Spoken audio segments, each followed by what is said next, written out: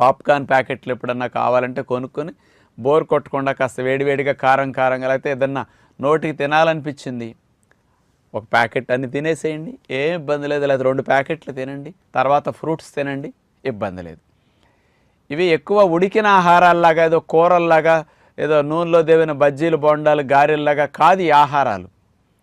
అందుకని ఒక 4 మినిట్స్ అట్లా ఓవెన్లో పెడితేనే హీట్కి పగులుతాయి అన్నమాట. అవి వాటిలో ఇట్లాంటి చల్లుకుని ఇంట్లో కొంతమంది పాప్కార్న్ చేసుకునే మిషన్లు ఉంటున్నాయి కదా, ఇంట్లో పెట్టుకుంటున్నారు చిన్నవి, వాటిలో సెల్ఫ్గా చేసుకుంటున్నారు చాలామంది.